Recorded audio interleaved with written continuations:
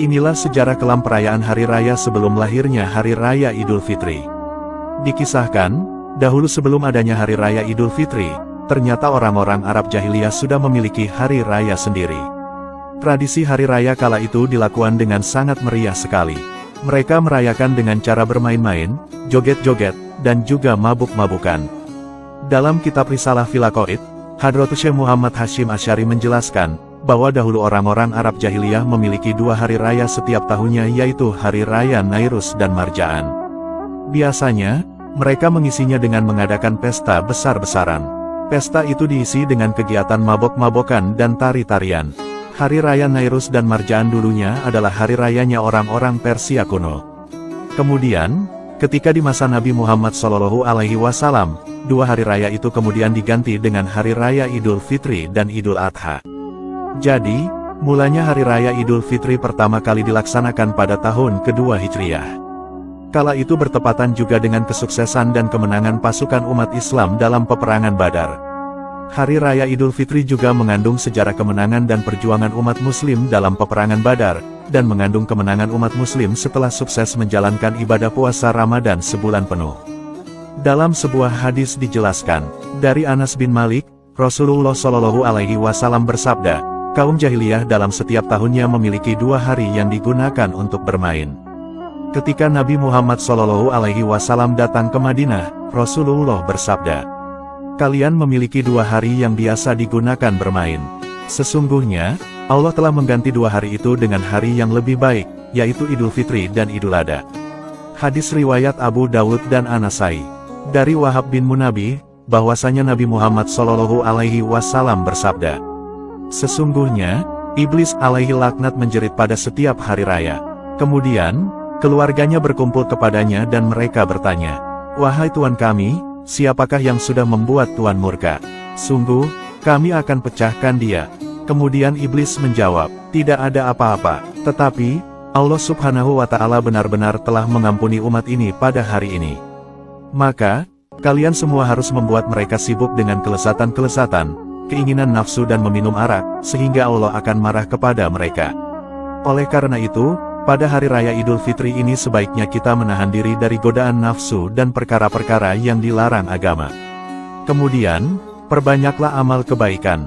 Nabi pernah bersabda, bahwasanya ketika Idul Fitri tiba, diusahakan sungguh-sungguh untuk bisa berzakat, berbuat amal kebaikan seperti sholat, berzakat, bertasbih, dan juga bertahlil. Sebab, pada Hari Raya Idul Fitri, dosa-dosa kita diampuni Allah, doa-doa kita dikabulkan Allah, dan Allah memandang kita dengan pandangan belas kasih. Selain itu, pada malam Hari Raya Idul Fitri, marilah kita jangan lupa akan kewajiban membayar zakat fitrah. Zakat fitrah dikeluarkan sebesar takaran 1 sol, makanan pokok. Jika dikonversi ke hitungan kilo, para ulama masih berbeda pendapat untuk taksiran nilainya. Namun, disarankan untuk mengeluarkan zakat fitrah sebesar 2,5–3 kg untuk upaya kehati-hatian berzakat. Disunahkan juga membayar zakat fitrah sebelum sholat Id. Apabila zakat dibayarkan sesudah sholat Id, maka hukumnya makruh. Dan apabila membayar zakat setelah 1 Syawal, hukumnya adalah haram. Dalam hadis riwayat Ibnu Mas'ud, Nabi pernah bersabda, bahwasanya ketika umat Nabi Muhammad sudah melaksanakan puasa Ramadan lalu kemudian pergi keluar untuk mengerjakan sholat Idul Fitri, maka Allah Subhanahu wa Ta'ala kemudian mengampuni dosa-dosa mereka. Subhanallah, setelah 1 bulan lamanya kita berjuang memerangi hawa nafsu, kini di hari yang fitri ini kita telah kembali dalam kondisi suci, terbebas dari dosa, saling memaafkan, dan berbenah diri lebih baik lagi. Ada beberapa sunnah Rasulullah SAW yang biasa dilakukan umat Islam pada Hari Raya Idul Fitri. Yang pertama, adalah mengucapkan takbir. Kebiasaan Rasulullah SAW dahulu adalah bertakbir di malam Hari Raya Idul Fitri sampai pagi hari 1 Syawal. Di Indonesia sendiri, ada sebuah tradisi mengumandangkan takbiran yang unik, yaitu takbir keliling. Adapun sunnah Nabi yang kedua, adalah memakai pakaian yang terbaik. Dahulu, kebiasaan Rasulullah pada hari Idul Fitri adalah mandi dahulu, lalu menggunakan wewangian, dan memakai pakaian terbaik. Di Indonesia, hal ini malah menjadi budaya yang harus dilakukan. Umat Muslim biasanya suka membeli baju-baju baru untuk dikenakan di Hari Raya Idul Fitri. Sunnah yang ketiga, adalah makan terlebih dahulu sebelum sholat Idul Fitri.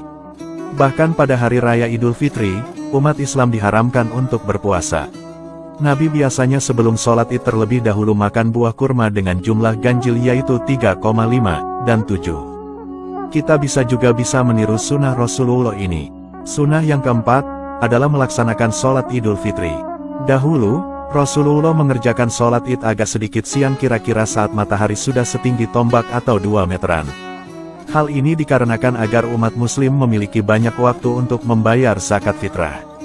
Di Indonesia biasanya jumlah barisan jamaah sholat Id akan membludak sampai ke jalanan-jalan. Tetapi anehnya, ketika jamaah sholat fardu jumlahnya malah menurun cuma sekitar 1 hingga 2 shaf saja. Sunnah yang kelima, adalah mengunjungi tempat keramaian. Pernah dahulu Rasulullah Shallallahu Alaihi menemani Aisyah pergi ke tempat pertunjukan atraksi tombak dan tameng pada hari raya Idul Fitri.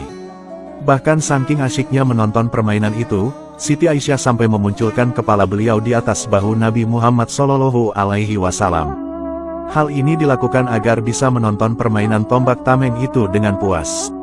Adapun sunnah yang keenam, yaitu mengunjungi rumah para sahabat. Pada hari raya Idul Fitri, Rasulullah mengunjungi rumah para sahabatnya dan saling doa-mendoakan dalam kebaikan. Tradisi silaturahmi ini sangat familiar di Indonesia, di mana pada hari raya Idul Fitri, biasanya umat muslim saling kunjung mengunjungi saudara dan tetangganya untuk bersilaturahmi atau plesiran. Ditambah lagi, umat Islam biasanya memperbanyak sedekah dengan menyajikan aneka kue lebaran dan minuman lezat untuk para tamu yang datang. Anak-anak kecil sangat suka apabila diberi angpau lebaran atau uang hadiah lebaran. Dalam Islam, sebenarnya Idul Fitri adalah hari raya kecil. Sedangkan hari raya besar umat Islam adalah hari raya Idul Adha. Namun di Indonesia, lebaran yang paling meriah adalah hari raya Idul Fitri. Momen itu biasanya disempatkan sanak family di perantauan untuk mudik dan berkumpul keluarga di kampung halaman. Dari sini kami selaku admin Fanpage Muhtadil Hebat mengucapkan, Taqabbalallahu minna wa minkum taqabbal ya karim, wa ja'alanallahu wa ya'akum minal aidin, wal faizin, wal makbulin, kul wa amin wa antum bi khair. Selamat merayakan Hari Raya Idul Fitri 1 Syawal 1444 Hijriah, mohon maaf lahir dan batin.